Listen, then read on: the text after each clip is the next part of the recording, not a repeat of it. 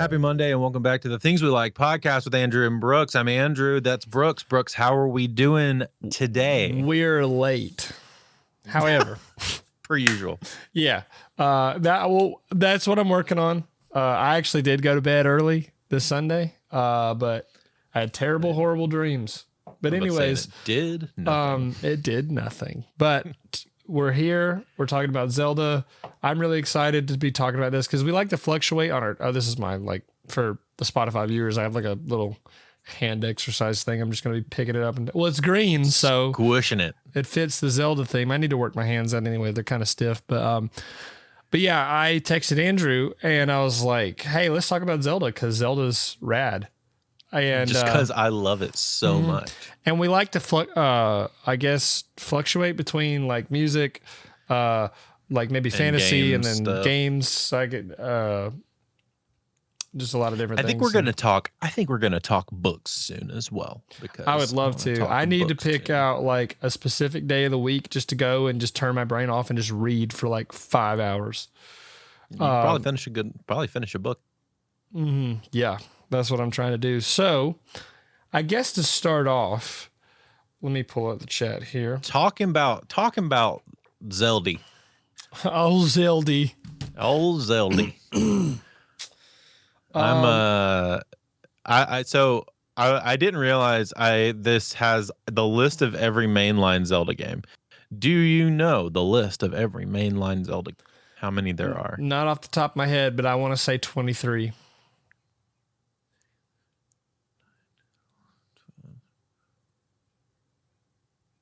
20, I do believe. I was close. 20. I was close. This doesn't include there's a separate list for remakes. Mm-hmm. So like Link's Awakening DX is technically a remake. Yeah. Ocarina of Time Master Quest and 3D and Four Swords Anniversary Edition, and then like all the 3D HD remakes or like the Legend of Zelda Link's Awakening for the Switch that came out. Oh, that was so good. I can't wait to talk about that one. I know. Dude, yeah. My thing is, and then there's a bunch of what they would consider spin-offs. Yeah. There was a ton of those. I actually haven't played. Still waiting for my Zelda pinball, but we'll see. And Hyrule Warriors. Oh yeah, like the Dynasty Warriors type. Yeah, I have not played that. I've heard it was miserable to complete, like 100%. Yeah, I also heard that it's actually one of the more fun of the like Warriors games. I'd like to try it. I know, me too. It's like a hack and slash game. I mean, it's pretty easy. Yep. Defeat hordes of enemies. Seems fun. Yep. I would love to try that eventually. I've never played a Dynasty Warriors game, but we'll see. We'll see. One of these days. Well, Brooksy, what was the beginning of Zelda for you? Yeah, that's sort of what I was going to ask you. Is like basically like our first Zelda memory. Like for me, my memory is crap. Just it is. But the first like really concrete memory I have of Zelda was having A Link to the Past. It was a used copy of A Link to the Past and Four Swords Adventure on the Game Boy Advance, and I played that everywhere. I loved that. Also, I got when I went to this daycare when I was really little, and I met a lot of my friends. That's where I met Dylan, which is crazy. Because we'd go there in the summer and we'd like just hang out and play video games and just do kid stuff. And I won this Pikachu N64 that I still have. And I also won a copy of Ocarina of Time because the person who had it had Ocarina of Time. And I remember playing Ocarina of Time in my living room when I was younger. And obviously this was like past Ocarina of Time's like prime, I guess. But I mean, it's a classic game. So it's like, those are my two earliest memories of Zelda. And I was really into like swords as a kid. I loved it. Like I would go out in our yard and just pretend and like use my imagination and like. Dude, did you ever go to, so this is like a very vivid, hyper specific memory for Southern people. Did you ever go to Gatlinburg and like Pigeon Forge, and there's a store in Pigeon Forge, Sevierville area where they sell like knives, and it's a knife shop, and they sell like, they have a whole section with swords. Yep. And there's a Zelda Master Sword there. I was obsessed with those because of things like, well, obviously like Kingdom Hearts too. But like I liked Keyblades, but also swords from Yeah. like Zelda. So like that was huge for me growing up because I also used to go to like the Renaissance Festival things in Atlanta. Ren fairs. Yeah, just because I loved, I mean, fantasy and like Yeah. swords and all that stuff. It kind of just melds together. I'd love to go again, actually. But it's usually really hot in the summer and like everybody's dressed up, but it's like super, Like super chainmail. scorching, dude. Like I ain't trying to wear chainmail in the Georgia summer. I want to wear chainmail over just regular clothes. That would be so funny. But yeah, those are my earliest Zelda memories. I'm still fighting off something. I don't know what it is, but it'll be fine. We'll live.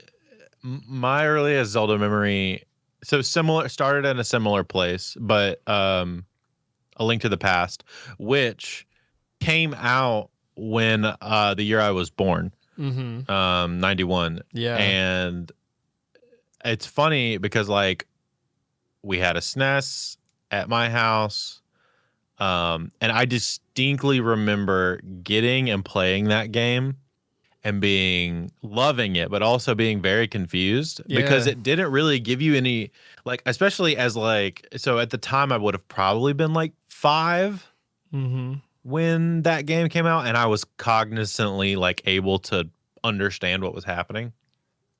And like I remember playing that game, and they just kind of like throw you in.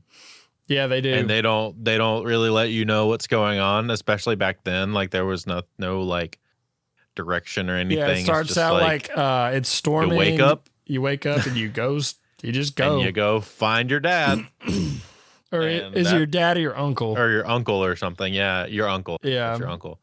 And yeah, and then you have to go find this like hyper specific place to pull a fern out of and then drop in.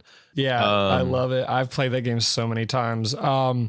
That's my personal favorite Zelda game, and we'll go into like some of our favorites because we have multiple favorites. I have multiple favorites. I definitely have multiple favorites. But so what's funny is that wasn't even the first Zelda game I ever beat, though. Yeah. At the same time, I had a Game Boy.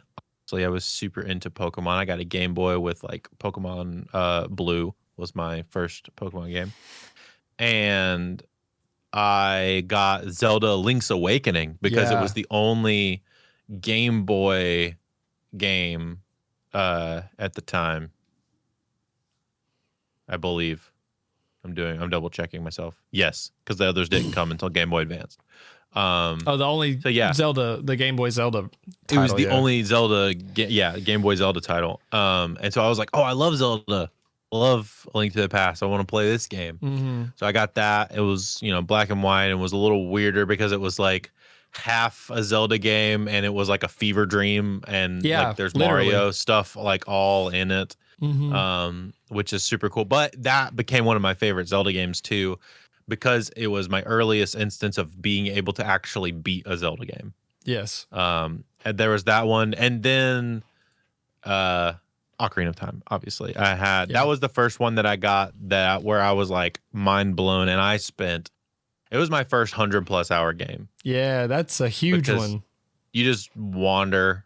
Sometimes, like I would go in and just play for hours. Yeah, I'm gonna disappoint you right now.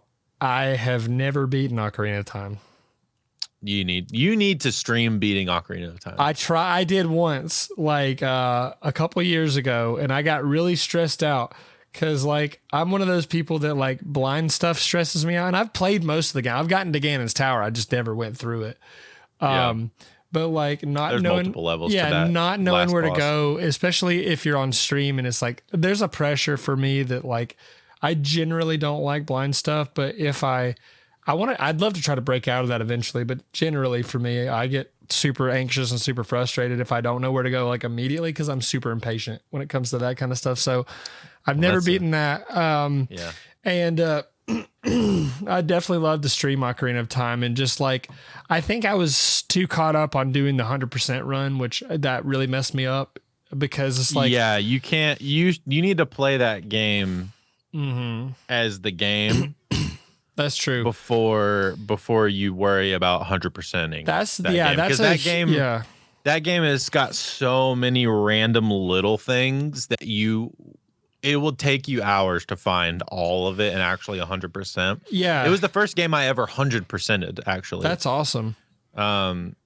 I think it might be one of the I haven't 100%ed many games in my life just because I haven't either. It's hard. It takes a lot of time, and sometimes they're just a pain in the ass to do. Well, and especially with Zelda games, there's just like so many little things. It's an adventure game. Yeah, there's like it's very so specific. many tiny things Oh, dude, that like, you gotta like the fishing find. mini game I have done, and that's a bitch. Yeah. Like that one stinks. Like, I love Ocarina of Time. I used to hate it actually, and I'll get into that. But I used to be a little hater when I was a kid. Now I'm just I'm a hater, but I'm 27, so not much changes. But so I guess I'll go into that a little bit. Before I go into my more favorite Zelda games, I used to just despise Ocarina of Time, but I also was raised on like, I came up on the YouTube, like the golden age of YouTube, where it was like super edgy, and it was like reviews came out, and then it's like I grew up on like video game reviews and like reviewers and stuff like that. So I feel like that made me really contrarian for like no reason to an extent. Gotcha. And like I was like, yeah, Ocarina of Time is not that great. I've played it. It's not that great. There are things that I don't like about it, but it's still a great game. Yeah. I mean, there's things I don't like about Elden Ring, and it's my favorite game. You know, there are things I don't like about Pokemon, but I love the Pokemon games. So like, I think two things can be true, where it's like you can love a game, but also be like, that part of that game sucks dick. You know what I mean? Like Paper Mario: The Thousand Year Door. They have this one, or actually two, very annoying backtracking sections in the game, and they stink. But the rest of the game is awesome. So, but anyway, I used to be a hater. Now I love Ocarina of Time. I think I can see the value in it now, and what it did for the series was amazing. And it just paved the way for like 3D games and adventure games, and like they already raised the bar with the first Zelda game, and then they looked to Ocarina of Time and they were just like, how can we do that again? You know, so it's an amazing experience. Yeah, and there are parts in Ocarina of Time where you can get stuck. You can accidentally, like, the game can be broken. You can lock yourself out of being able to finish a dungeon on accident. Like, you got to be really dumb to do it, but you can do it. Don't test me. there's a spot in the water temple where you can accidentally flood it, and that like it's unable to get. I believe, I haven't done it myself because it's terrified me. Yeah. But I believe that there's a way that you can flood the temple, and like it's impossible, because after you flood it, like it's impossible to get it unflooded. Do you have to like restart the dungeon by like stepping out and then going back in? No, you have to like you have to like do a different save file. Oh. Like you can't beat it. Wow. I believe. Now don't hold me to that, because that's not something that I've not done, but that is a thing that I have heard from somebody. That's the thing. Like on our podcast, just a very side note, like we never claim that we know everything. We just know what we know. And if we are wrong about it, we're like, being wrong is not a problem. Tell us. Being wrong is not a problem. I don't care. I'd rather be correct. Yeah, I'd rather be correct than just spreading misinformation. But sure, you know what I mean. But so some of my favorite Zelda titles are Twilight Princess is very damn good. I think I just love how dark it is. Oh, like I think people love dark things. Like people just love dark media. People love It's funny that you say that, because the beginning of that game, Twilight Princess, is like the most cozy thing in the world. It is awesome. I love the soundtrack of that game, specifically that soundtrack. It might be my favorite Zelda soundtrack. Doing the cat thing, doing the horses thing, like getting the baby, like you get that baby in the basket and bring it back to that woman. Yeah, it's like the most like Farmville, like Stardew Valley-esque. Yeah, and then you walk across the bridge and this demon hand comes out and it's like, exactly. God, it pulls you in. And then you're everything just like, changes. 0 to 100. I love Twilight Princess is so good because it's like purely based on the atmosphere alone. Twilight Princess is a beautiful game. Yeah. And I love Midna. Midna is one of my favorite characters. I think she's quirky, she's fun, but she's also like I won't spoil it, but there's a point in the game to where your heart breaks for that character. You're like, oh my God, like we care about her. Even though she's a little annoying, she's a little like pushy, she's flawed. I like her. But I love Midna. And then by the end of the game, you're just like, I love this character. And definitely one of my favorites. It has one of my favorite Ganon boss battles. Oh, Twilight Princess does. It's the coolest. The Beast Ganon. It's awesome. It's awesome. Yeah, it's so cool. Where you like fight it on the wolf and you take the hand and you like flip it. So sick. But then you transform back into yourself, and then you're fighting the like the wolfy beast version, and then he's like doing the rush thing at you and stuff. Yeah, like the big pig version or whatever. Yeah, it's so cool. I love it. I love that game. Would highly recommend actually if some of you haven't beaten that game, go find like a clip on YouTube. I got close. That boss battle. Yeah, I got close. It's very fun. I got close to 100%ing it, but I think I missed because that game has 5 heart pieces instead of 4 per heart container, which is cool, but also a little annoying. But very annoying. I think I missed like maybe 1 or 2, and I don't know where I missed them. So like my original file has like that on it, and it sucks. Also, one thing I don't like about it is the post souls, because you like as Wolf Link, you can send stuff. You go find post souls, rip them out, and then you take them to a guy, and you eventually just get money for it, which is fine. But I never feel compelled to do it. Feels like you should get something more beneficial for the amount of work that goes into it. I don't remember if you get wallet upgrades from it or not, but some of them are easy enough to find on your own. But like some of them are just kind of cryptic. I don't know. All I got to say about Twilight Princess overall is the atmosphere is beautiful. Characters are awesome. I love the fact that they bring back like the hero of time to teach you. Like that's confirmed, right? Like it is the hero of time who teaches you all like the flip and jump stuff. The combat was like pushed a little bit more, not too much, but enough. And like I love that game. And then my other favorite, Twilight Princess, I'm really hoping is the one that they remake on the next iteration of the console. Oh yeah. I really hope that they go. I really hope that. So here's the thing. Next iteration of the console of the Switch is, people are rumoring next year.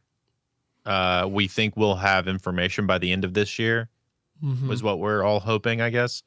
Or maybe early next year. And they've done kind of around 2 games.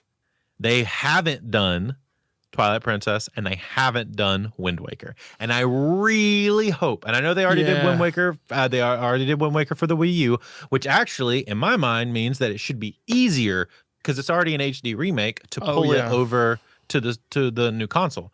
So maybe they want to do the Twilight Princess like remake in like higher res, basically like upscale it or whatever they can do to it. Like rework some of the mappings or something like that. I would love to have that. I would pay for it. And I just want, the problem is that outside of GameCube and the Wii, there's nowhere else to play Twilight Princess. They had a Wii U port because they had Amiibo support for like the dungeon. Gotcha. There's that one dungeon. And I never had it on Wii U. I never had a Wii U period. So like I never got to experience that. So I do think that, because, I won't get into this. This is completely for another day, but Nintendo hates emulation. So, they sure are using a whole lot of emulation on their virtual console to hate emulation. They hate it when it's not them. Yeah, they hate it when it's not them. So they hate us because they ain't us. Yeah, I really hope, and I am kind of getting sick and tired of like remakes and like ports and stuff. But that's the only way to really preserve. But that's the one. That's the one that I want. Yeah, personally, exactly. Is Twilight Princess. I want that HD remake. I don't care. Yeah. And if they want to do a remaster like they did with Metroid Prime and like completely reskin it and everything, that would be amazing. For the sake of game preservation alone. Yeah. Like, I understand being sick of remakes and remasters and stuff like that. Yeah. But the way Nintendo goes about, and this is, we'll get back onto specifically Zelda, but I just want to say, and to me, the fact that like remakes and remasters exist is the only way to like really preserve Nintendo games. Because they don't outside of like ROMs. emulation unless they're doing it, because the Wii Virtual Console was ROMs and emulated ports of games.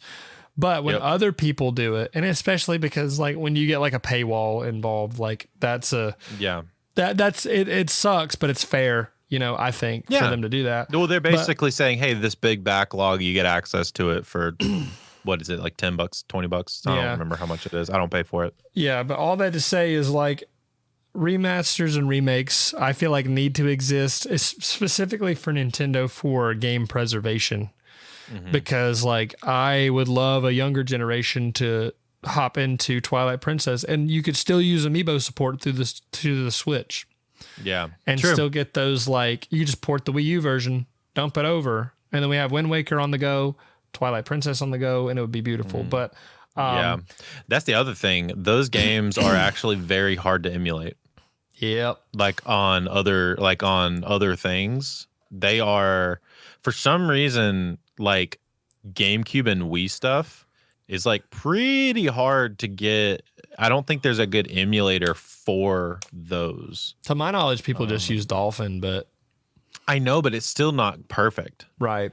Like it still has a ton of frame skipping. It still does some weird stuff sometimes. That's not an area where I'm like super educated in. So like I can't confirm it, but I can understand where you're coming from, and like I can believe it when you say it. Like it's logical for me to be like, okay, yeah, that would make sense for that to be the case. But anyway, back to like strictly Zelda. My other favorite was Breath of the Wild, and I know your favorite of all time is like Tears of the Kingdom. 100%. Breath of the Wild, to me, it's just based on our tastes. Like, I love more contained experiences and more specific contained things. And Breath of the Wild was that for me. It's like, okay, here's open world Zelda. There's weapons that already exist in the world. You know, you can really go anywhere, but like things will get harder. You climb, you discover, you do this, and like I feel like it was more of a contained experience, and Tears of the Kingdom added a lot of new stuff to it, which is amazing. However, I liked the simplicity of Breath of the Wild. I've beaten it like at least twice to my knowledge, and that's a big ass game. So like, I don't think I ever beat it. I think I need to replay it. I love it. I love Breath of the Wild. I need to play it again. I need to do a new game and just like start from the beginning and beat it. I would like to 100%. I'd like to do all the side quests and stuff, at least in Breath of the Wild. I bet 100%ing that game is a pain. Yeah, I would never get the Korok seeds. Fuck the Korok seeds. You gotta get it 100% it, man. You get that. I don't even care. I'll spoil it now. It's basically a giant golden turd that you get for getting all 999 or whatever. However, I don't know how many there are. 900 or whatever they are in the game. Like, fuck that. Like, you ain't catching me dead with 900 Korok seeds in my fucking pocket. Like, hell no. Yeah, dude. I think, I mean, I love them both. I think they're both incredible games. And I think they both are the penultimate versions of what Zelda was meant to be. Yeah. Which, like, if you distilled Zelda down to, like, a simple, like, the simplicity of it, it is big adventure. Yeah. So like discovery of areas, big adventure, puzzles, creativity through puzzles and map design, and combat. I love it. In my mind, those are like the three things that kind of make up a really great Zelda game, alongside the, you know, whatever storyline they decide to go down. And I think agree. Both of those games do both of those things. They just choose to do them in very different ways. That's true. I want to hop into the chat before I get into the next topic, and I think you'll really like the next topic. But let's see. Hold on. We got Novice and Ghost in the chat. Let's see. Novice says, oh, he took a nap yesterday and didn't go to sleep till like 1 a.m. Same, honestly. My first Zelda game was playing Wind Waker on my sister's GameCube. Wind Waker is a beautiful game. I remember playing it in one of those like little kiosks in like a Kmart or like a Walmart or whatever. And like it would be on the GameCube display thing or whatever, somewhere, maybe like a Target or something. And I played it there. I do remember that. Ghost says one of the temples you can use a small key on a wrong door and screw yourself over also. Yeah. So back to what you're saying about like the water temple and stuff like that. Yeah, That's so scary. Yeah, well, that's the other thing. I think that was when, because I mean, it was very early in 3D game design and Yeah. that scale of game design as well. And so I think they were like, they let some things slip where they were like, oh, this could like legitimately break the game, make it unplayable. Yep. And Nava says they want to play Twilight Princess really badly, and I'm like, I want to play it again. I'd love to hop back into that game. And Ghost is on your side. He's like, please no more remakes. Because that's the only remake that I want, man, is Twilight Princess. Yeah. After that, like I'm good. Because like it's available. You can get the rest of them available. Yeah. Wind Waker, you can get there's ROMs for that are good enough. Yeah. And so Twilight Princess is the only one that like I haven't been able to play. Yeah, Novice also since that game came out. Yeah, they say that they would love to play. They bought a Switch for Breath of the Wild specifically, so they'd love Twilight Princess. Also, sub Cody. Good morning, Cody. He said my first Zelda game was Minish Cap. I had so much fun with that game. I like Minish Cap. And in the very same breath. Yeah, I would actually love to talk about this. Yeah. Because Minish Cap is a game that I have never played. What are some Zelda games that you have played? The CDI games. Really? I really want to play the fucking CDI games. Which ones are all of the ones that you haven't? Like, which ones are the ones that you haven't played that you're like, I really want to play this game? Oracle of Ages and Seasons. I think I may have like dabbled for like 5 minutes when I was a kid. I love Oracle. I really want to play. I gotta find a way to play the CDI games. Like there's Wand of Gamelon. There is there's the other one. Like you play as Zelda. Faces of Evil. Faces of Evil. Zelda's Adventure. Yeah, you're right. So there's like the Triforce of like horribleness that is the CDI games. I really want to play those just to say I did. I haven't really played Skyward Sword. I've played a little bit of it.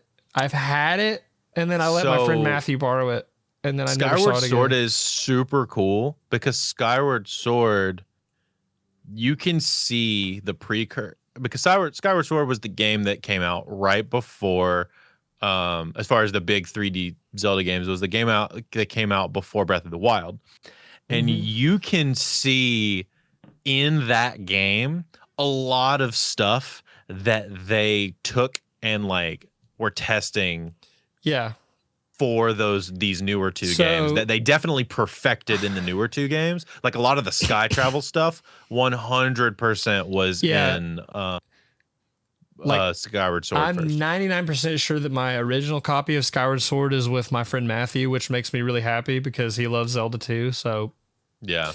You can get the HD version. I can get the Switch version eventually, and that one I really haven't played too much. I really haven't played like I'm trying to think. Wow, there haven't been many Zelda games that I haven't played, which is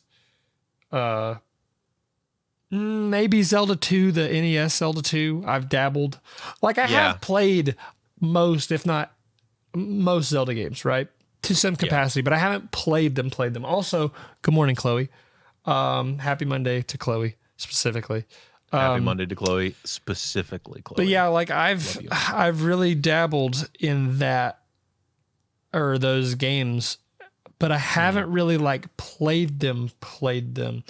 So Minish Cap, there's a lot of really cool things about the Minish Cap. I think the soundtrack is awesome. I think it looks great on the Game Boy Advance. It's the cel-shaded style. Yeah, it's really cool. There's a lot of really cool power-ups in that game. There's like a wind jar. You could like suck stuff up, and then you could like push air out to like be on like a leaf and like push away. There's the Rock's Feather, or the Rock's Cape or something like that, where you like you jump and then you can like glide. They have some really cool locations, and it's a really cool concept to go from like big to small. So there's a lot of Yeah. things to love about it. I don't really like the kinstone system all that much, which kinstones are basically like you can get them in the world, and some of them you have to like gamble for, and they're really hard to get. It's a very difficult game to 100%. So, Gotcha. but it is worth I playing just to have play it. never played Minish Cap. It's one of those games that I like because it was a Game Boy Advance game, and Yeah. I don't know how I missed it. I think I want to say, if I remember correctly, that was around the same time as Wind Waker Yeah. and right before Twilight Princess, and I was very Wind Waker obsessed. Yeah. So I want to say that like I just didn't worry about Minish Cap because I was highly obsessed with Wind Waker at that point. I've never played Link's crossbow training, if that makes you feel any better. I mean, I haven't either. Yeah, I haven't played that one. Either. There's I that never one. had the thing. There's another one that I was thinking of that I haven't really. So I'll go through mine real quick while you're trying to remember that. Yeah. I think I've played most Zelda games, but there's a gap in my playing, and it's mostly the handhelds, which is funny because the handheld original Link's Awakening handheld is like one of my favorites. I've played all of these. So Majora's Mask, I've played a little bit of, but Yeah. I didn't get very far. I never owned a copy of it. That game So stresses that's me another out. reason. That game stresses me the hell out. That's another reason why I never. That one is such a like. That is a real true. Like you're a real gamer if you like play, beat, and love Majora's Mask. It's a great game. Yeah. It is a great game. But just for me, like the time thing is just very stressful, and I feel like I would just be so unga bunga about it that I would not be able to like do it in time, and I'd have to reset stuff and just go over and over. So I was more of a Ocarina of Time guy, and it came out a couple of years after, but I was still very much locked in to the Ocarina of Time stuff. And then I will say I also played a lot of Oracle of Ages and Seasons. Those were some of my favorite games because it's essentially a very similar game style to Link's Awakening. It looks very similar. It's like the art style and stuff is very similar. It is such a good game, and the game's like doing stuff in one game like feeds into the other game. Yeah. Very Pokemon-esque in that way. But there are certain things you can only do in one game, and to 100% that game, you have to have both games. That's cool. I mean, it isn't, but it is. You know what I mean? It's like having Pokemon. It is it's cool. Like, it's also not cool. Yeah. Yeah, it's like To 100% the Pokedex, you have to have both Pokemon you gotta games. have red and blue, or somebody has to have access to it. You know. Yeah. So I want to talk about underrated Zelda titles because let me go through. There's a big one that I haven't played. Okay, yeah, finish that, and then we'll hop into the next thing. It's funny because like one of my favorite games of all time, you know, A Link to the Past, so good. But I never played Link Between Worlds. That's what I literally was about to talk about that one. Because I did not have a 3DS. I had a 2DS. I had the doorstop. Yeah, but I didn't have either of them. Like I just skipped that console entirely. I used to have. I didn't have a DS. Oh yeah, and because I never got to play Spirit Tracks or Phantom Hourglass either. Oh yeah. So I never had a DS or a 3DS. I skipped that handheld console generation entirely because that was when I was in college at that point.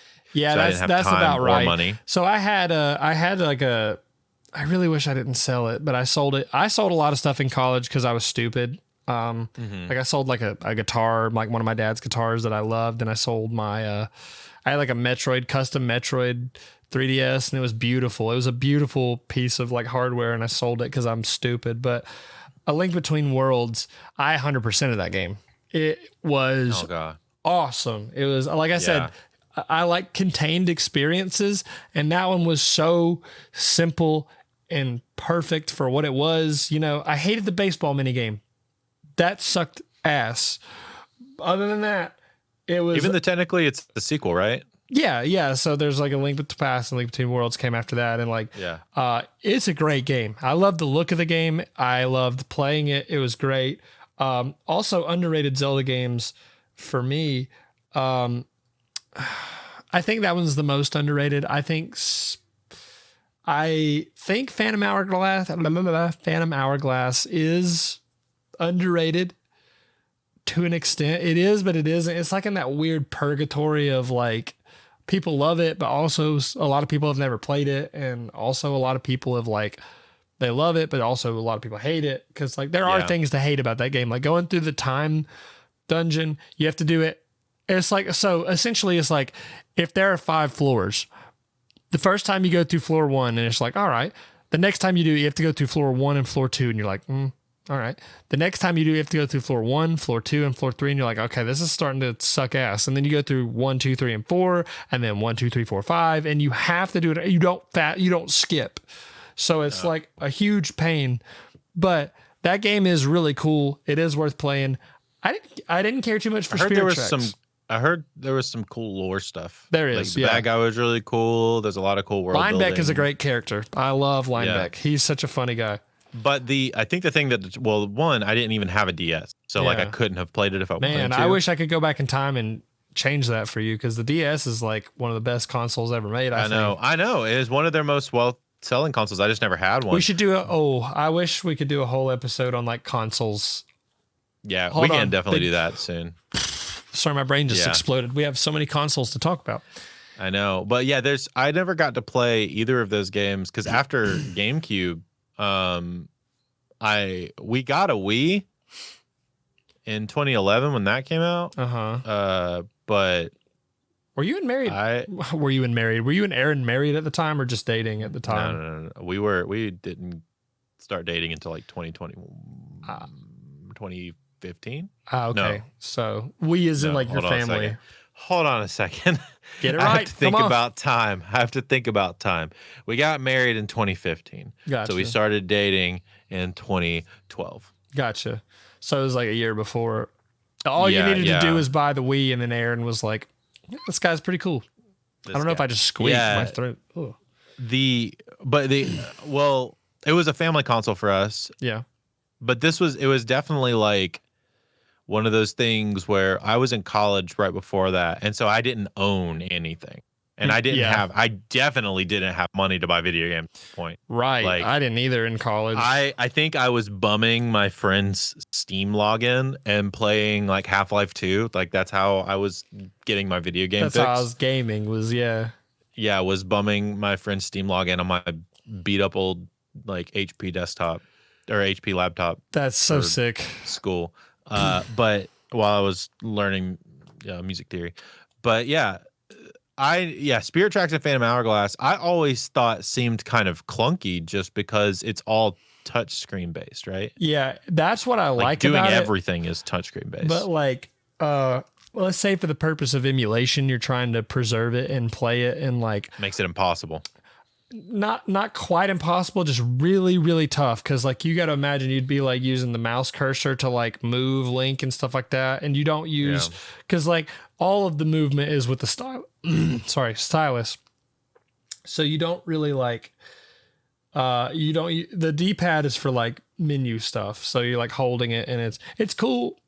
Man, my throat, holy God. It's cool. But, I have some over there, but I have to get up. You know me. But yeah, I like those games enough.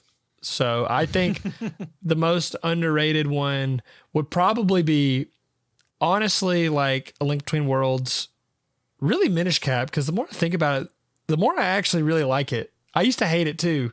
I used to hate Minish Cap, but the more I think about it, I'm like, that is a damn cool game. And like, I also think that Phantom Hourglass is underrated because there's a lot of really cool stuff in that game, like the ship parts and like building your ships and like taking notes and like, hey, I got to remember this and like using the items and stuff. It's a cool game. There are a lot of cool bosses. So I think that Ocarina of Time Master Quest. Oh yeah, that's how I haven't played that. The most underrated. Very few people got to play it. That's a good take. The only reason I got it is because I pre-ordered Wind Waker. So it was a limited pre-order bonus with Wind Waker. And I got one. And this is crazy because Now, if I still had that copy of that game, it would be incredibly valuable. Oh yeah. Incredible. They only made like a super limited amount of those Yeah. for North America and Japan. So like, and I'm glad that I got one. It was super cool. I was very early on the pre-order. Yeah. But and it was one of the it was like I think back then pre-orders for video games were pretty rare. Yeah, that's the one that I haven't played too. Also, not Dynasty, the Hyrule Warriors I haven't played. Yeah. So, well, Master Quest is essentially just the same game as Legend of Zelda: Ocarina of Time, except everything's harder. Don't they change the dungeon layouts to a certain degree? Dungeon layouts are more complicated. I think enemies do double damage. Wow. Yeah, it's like a Dark Souls version of playing Ocarina of Time. Ocarina of Time sort of kind of has some like Dark Soulsy type things to them, you know, like like if you go to the Shadow Temple, that's like, oh, that's what I want to get into next. Hold on, I know I'm my brain, but Shadow Temple had like, if you go to that and you go to like the graveyard area, you have like the Gibdos, and like you've also got the those like zombies that like attach to you and like take your energy, and like it's creepy as hell. And you're a child, you're like Child Link too. It's like when you go to get the Sun Song in Ocarina of Time, you got to go to the grave, and then you got to do that, and then like and you could whip their ass.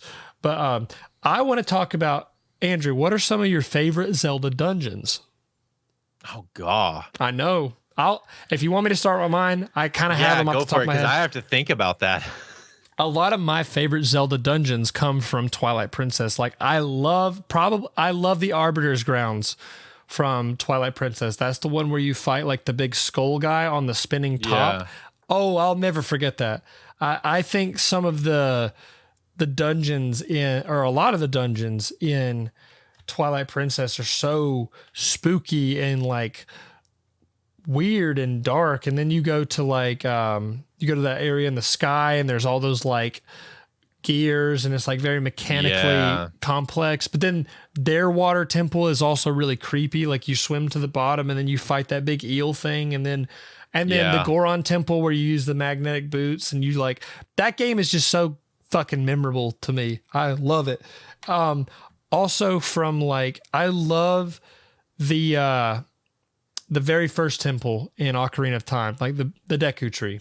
I think the Deku Tree is that's like one of the most perfect tutorial dungeons in Zelda. I love that so much.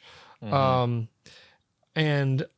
the Forest Temple from Ocarina of Time, when you're Adult Link the first time, I love the atmosphere. I love how creepy it is. I love the boss fight. I love that you like shoot the paintings and then like it turns the thing, and like, oh dude, I love those. Yeah. Most of my favorite dungeons again are from like Twilight Princess, because those are literally the most memorable ones to me. I also, this is not really a dungeon, but I love like the beginning of Wind Waker, where you're like, you get captured by the big eagle guy, and then he drops you off in the thing, and you have to stealth around to get your sword back, and then you do that. I love that portion of the game. So yeah, there's so many really awesome. I thought of a couple. Yeah. I thought of a couple. I want to hear so them. There's in A Link to the Past, there's the Cyclops dungeon, which is like the first dungeon you get to whenever you go into the alternate dimension. Yeah, I know exactly what you're talking about.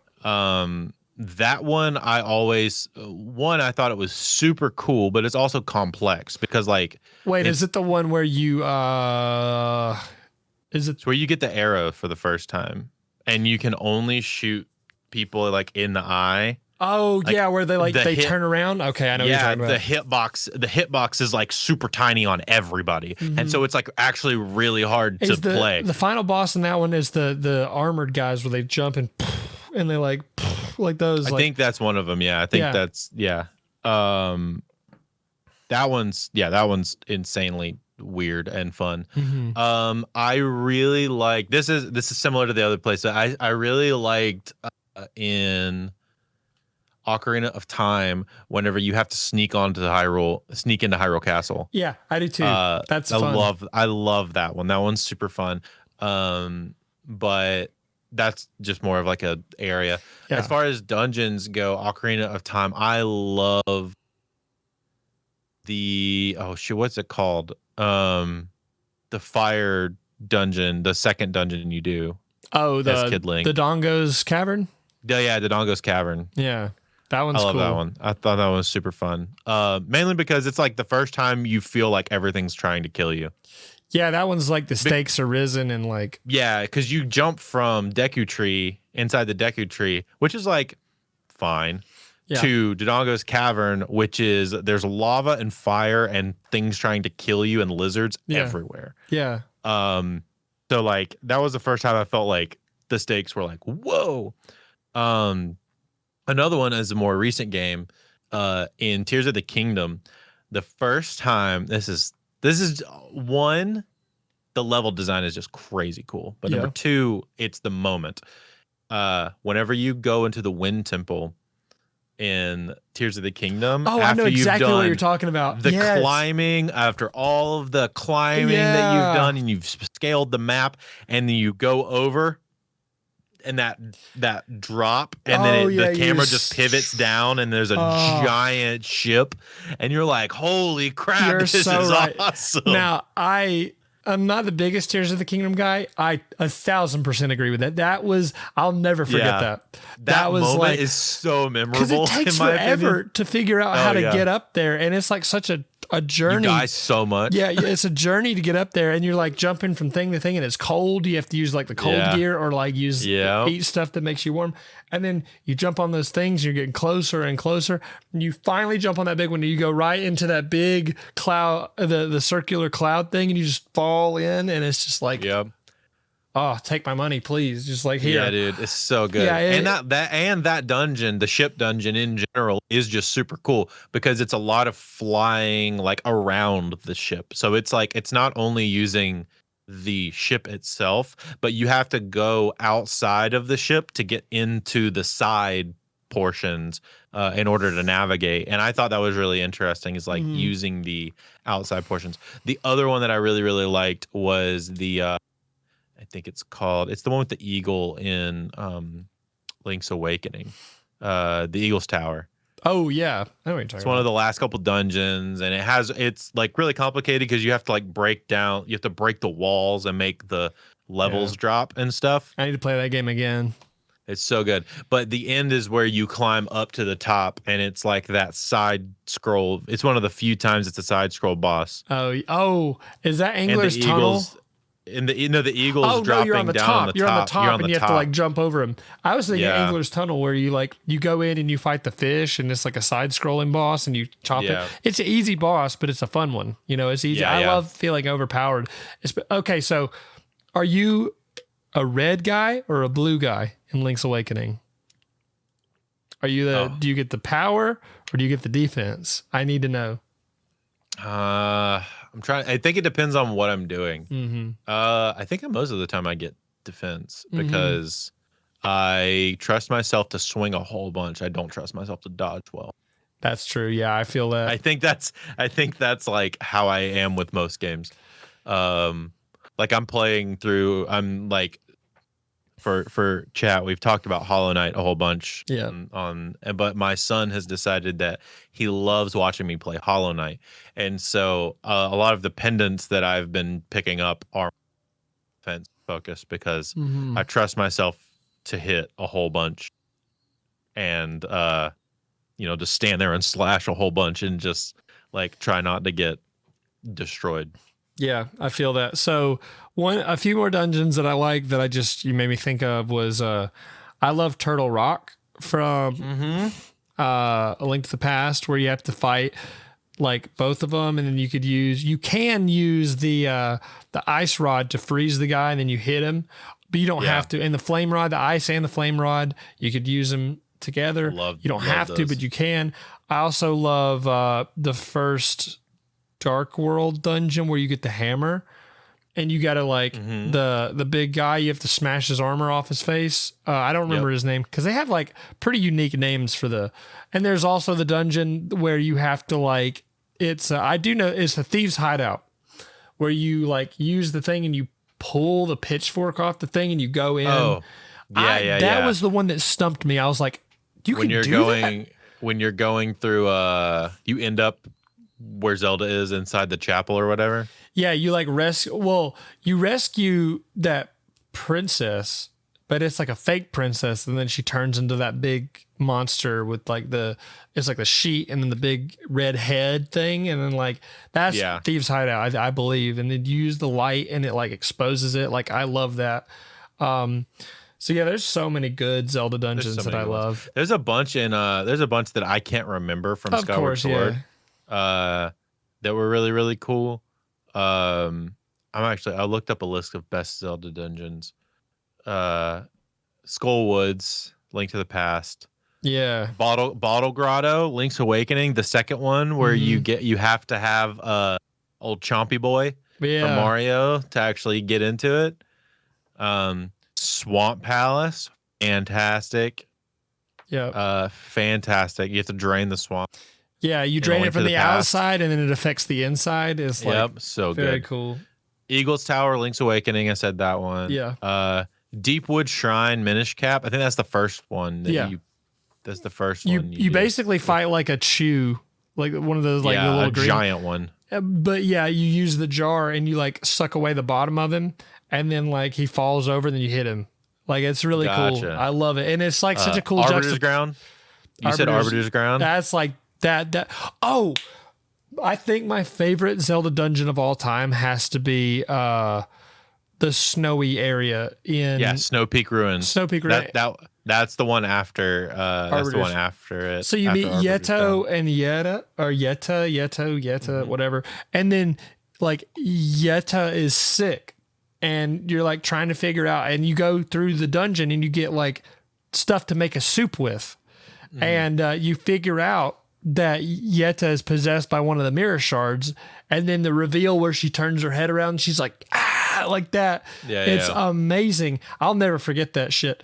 And then once you defeat the boss and you get the thing, you like Yeto and Yetta like hug each other and a bunch of hearts come out and they like float in the air. And then the heart container comes out. I'm like, it's either Arbiter's Grounds or that one. And you get the ball and chain weapon, and it's just like, oh, put it into my veins. So the next one was Ancient Cistern, Skyward Sword. Skyward Sword in general has really interesting level design because it's not like a place where you enter necessarily. It's like the whole dungeon is a giant puzzle. And that's how they work in those. So it's like an area, and then you have a giant puzzle that is a dungeon. You go back and forth between the past and the future in that game, don't you? Aren't there like certain areas where it's like in Skyward Sword, like some dungeons where you like, because you fight the big guy in the spiral tower thing. You do a lot. You do a lot in going like up and down. So you go from the main world to the sky world a whole lot. So you kind of go back and forth between there a lot. But yeah, it's really cool. That one's really cool. It also says Forest Temple, Ocarina of Time. Also would agree with that. Forest Temple is awesome. I love it. Ghost Ganon is an incredible boss fight. It's so spooky too. Like I love how scary it is. So cool. And you fight the wolves at the gate. It's so cool. The final trial of Breath of the Wild, the Champions Ballad. Yeah, I don't think I've ever done that. They have. Was that the DLC?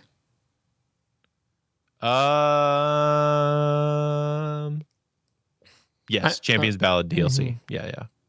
I've got to play. That's one thing I need to do. I'd love to stream that, is do the Breath of the Wild DLC. Yeah. Eventually. Stone Temple, which is the Majora's Mask, which I haven't played. That one is. So I don't. So I've seen full playthroughs of Majora's Mask, so I know what happens. I've never gotten that far in the game. Apparently, that one's really creepy. The Stone Temple is scary as shit because like. I think it has to do with a lot of like spirits and like it's very like it's a sacred area, and then like The boss is crazy because it's this big worm, but you put on this mask and Kid Link turns into this giant and you just.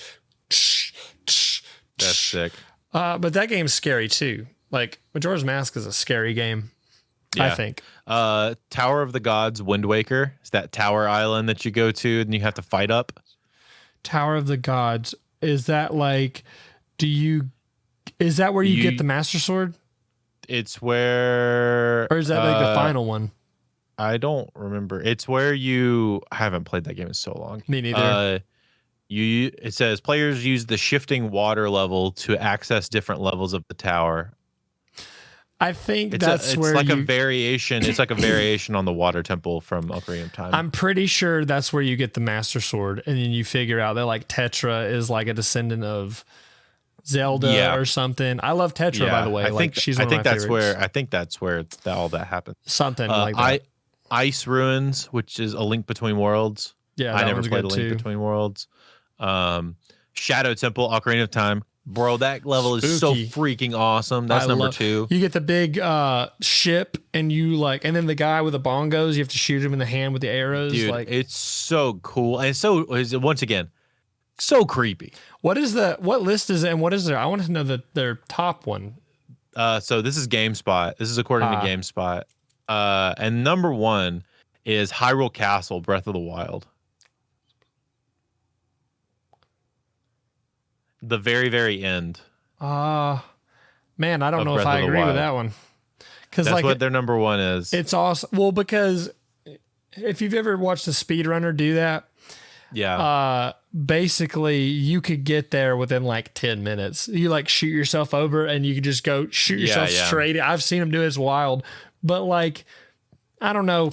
I feel like there's got to be more of like a... Well, it says it's based not on the speedrunner idea. It's based on like after dozens of hours of being in an open world scenario where everything is just kind of sprawling, and the fact that you're now enclosed and everything is so tight is a part of the reason. Yeah. And it's all mechanical puzzle box designs of the Divine Beast. It's like very different for the rest compared to the rest of the game. I could understand that. I think that's why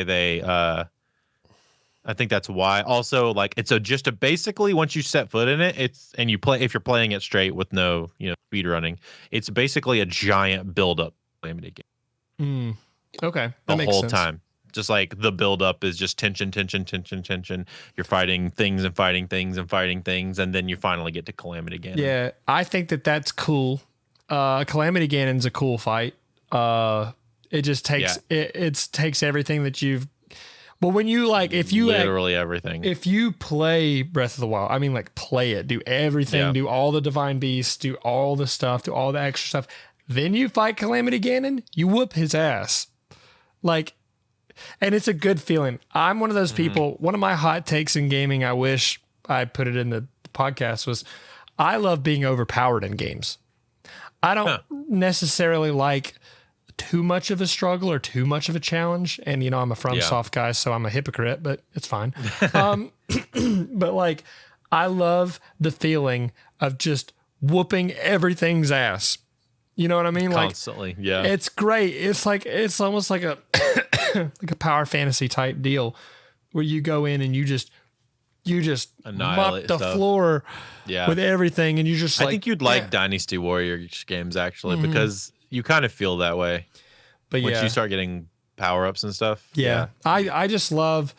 I miss Zelda Dungeons, and I want to talk about that because. According to the creators, I want to make sure that I'm not saying random shit. Is Eiji Aonuma, right? Aonuma? Yeah. Eiji Aonuma. Aonuma talks about future of Zelda. Said that open world games are the future following the success of Breath of the Wild. Let me just show this. So yeah. Podcast watch, so we'll go here. So it's from Enemy.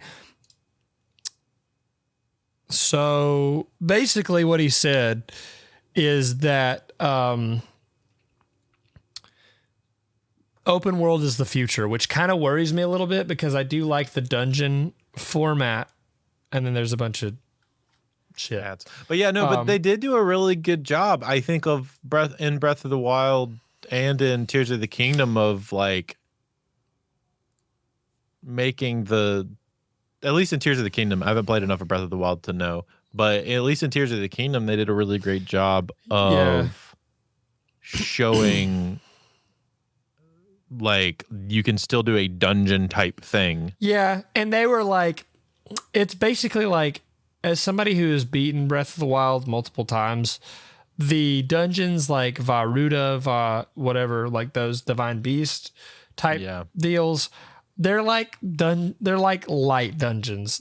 Because the thing that I don't like about them is they all look the same because they're inside of the Divine Beast. It's a cool concept, but like you almost wish that there was like a unique style to it.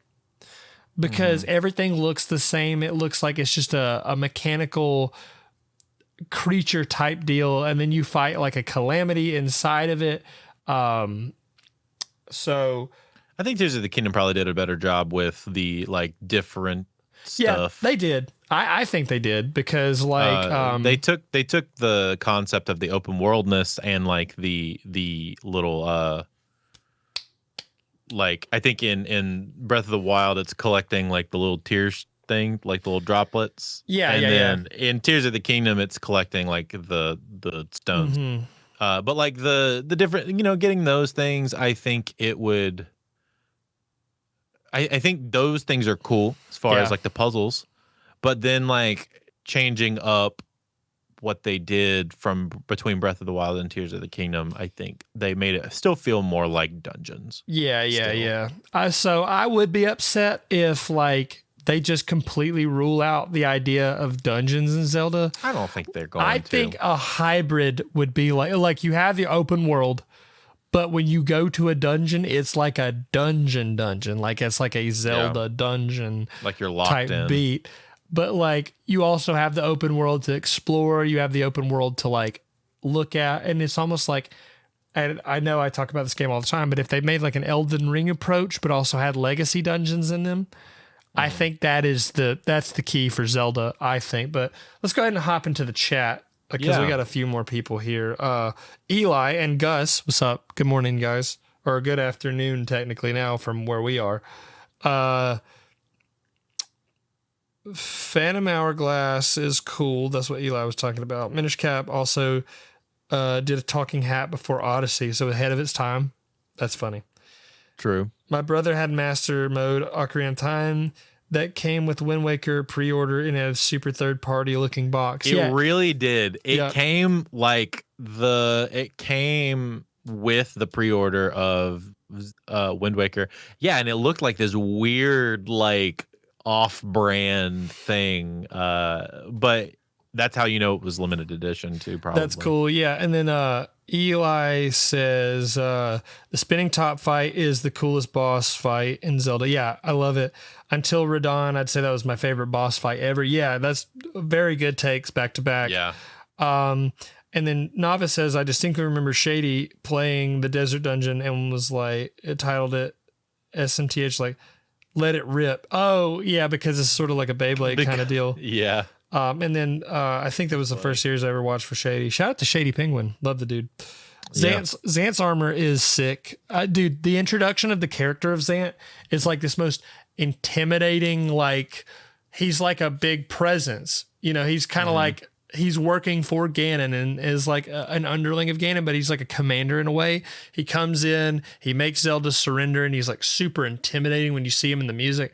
But then when you fight him in his actual arena, you just realize he's just a crazy asshole. And he literally is just like this unhinged, just like toddler. And the juxtaposition, it ruins it for some people. For me, that elevates the character because it's like this really intimidating guy is like just a big man child ultimately, and you discover that, and then you kick his ass, and then it just highlights how like there are intimidating figures, but then once you like really understand them, they're like pitiful. Yeah, and I don't know, that resonates with me for whatever reason. He said, speaking of the ball and chain, Oh, hold on. I used to practice my flurry rushing in Breath of the Wild on Lionel's with mixed results. It was better in Breath of the Wild than it is in Tears of the Kingdom. Agreed.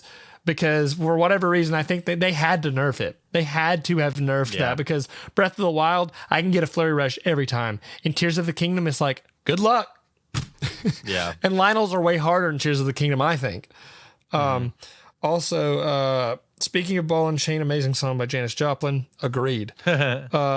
They really put a good amount of stank in that song. Also, Tower of the Gods is so sick it comes out of the sea. It was so sick, dude. The moment that thing comes out of the ocean, you're like, holy crap. Like, I will say this. It's one of those moments. Yeah, I will say this about two things about Zelda games in general and Wind Waker.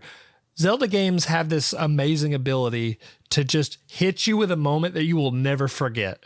Whether 100%. it's like the Tears of the Kingdom falling into the big thing, or when it was seeing Yetta turn around and was like, like that, like the face that she makes, or the moment you wake up as a dog in Twilight Princess and it pans out and you're in like, see the Hyrule Castle like all destroyed and decrepit and like the first time around and stuff. Yeah, the first time you get grabbed by the hand and you get taken to the Twilight Realm. When I'm trying to think of other ones like Ocarina of Time, where you pull the Master Sword and it turns out that was Ganon's plan the whole time. Like, Zelda games are so beautiful in the way that they are just created to have these lasting impressions. And when they hit, dude, they hit so hard. It's my favorite game series of all time. Oh yeah, it's an amazing series. And then Gus says Twilight Princess is his favorite Zelda game, which I love that because that's a fair, honestly, fair shout. To me, every Zelda game has the capacity to be somebody's favorite Zelda game. Oh yeah, for different reasons. For sure. Except the CDI games. Well, sure. Actually, I disagree because they're funny as shit. So fair. If you're into funny games, you can make me crouch and I can do the duck walk. And he goes, cool, huh? Like, that's stupid. But I think Breath of the Wild having shrines, but also some big dungeons out of the beast would have been much cooler. I agree. I think having like the legacy dungeon idea would have been great. And it was huge to like the talking about the Tower of God. Oh yeah, it dwarfed everything. Up until that point, everything had been like, I mean, pretty big, but like it was massive. How could I forget the first time you walk out of the cave in Breath of the Wild and you see the open world? Unforgettable. We'll never forget that. Even though I forgot that. But same moment for me when you jump off of the island in Tears of the Kingdom. That's a beautiful moment too. Oh god, and the music hits just perfect. So I know we're kind of like getting to the tail end of this, but one last thing I want to just briefly go over is the music, because we're music guys. God, and I know so like, there's so much to talk about in Zelda. Game. So like Twilight Princess is my personal favorite soundtrack because you've got Ordon Village, you've got you've got like you've got the Gerudo Desert. And it's like, so amazing. And then you've got stuff like Lake Hylia. Lake Hylia always has good music, but the version in Twilight Princess is so good. Yeah. And I also love, dude, the battle with the Shadow Beast. It's like dissonant. Dude. Just that is the scariest song I can think of in a video game. Period. It's just and it's just like it's like It's just the most random arpeggiated shit, and it's like. Even like, okay, I think one of the scariest songs I've ever heard in a video game is Nito's theme from Dark Souls. But I think the Shadow Beast theme tops that a little bit just by how chaotic and like stressful it is. Cause Nito is like more traditionally scary, but like that is just so unnerving. And it's just like, also like A Link to the Past soundtrack is amazing. The Dark World theme is iconic. Ocarina of Time, like you got the title. Ocarina of Time is basically all music. It is amazing. It's so good. You have all the songs that you play that are set. I mean, the Song of Storms is easily one of the most recognizable, and Zelda's Lullaby are the couple of the most easily recognizable Zelda Oh things. yeah, like did Koji Kondo did that, right? I actually don't know. Koji, I think he did. Koji Kondo Zelda. Well, he made the original Zelda theme He in did like Zelda's theme, and then he did the original Legend of Zelda's theme. He's in all the main title themes, I think. so. A cool fact about Koji Kondo, I think. Let me see. Original Zelda, original theme. Last minute. I think he made this like super last minute. So the thing, the da da da da da da da da da da da da da da. Yeah. Last 10 last minute changes that made. I think it was. Yeah, so I'm gonna pull this up. The theme Koji song Kondo was wrote Song devised of just Song. before the original game's release, and he had like okay, I think this is it. So yeah, Koji the dun dun dun dun Yeah. that was literally like pulled out of his ass, essentially. Really? According to legend, and that is so iconic. Just the fact that something that amazing was just done. I mean, that's just the power of music. I mean, I feel like you and I, as like people who make music and write songs, it's like some of the best songs ever written were done in 5 minutes. I really enjoy a lot of the temple, like it's less music and more just like the atmosphere, sound design aspect of some of these things are really cool. Like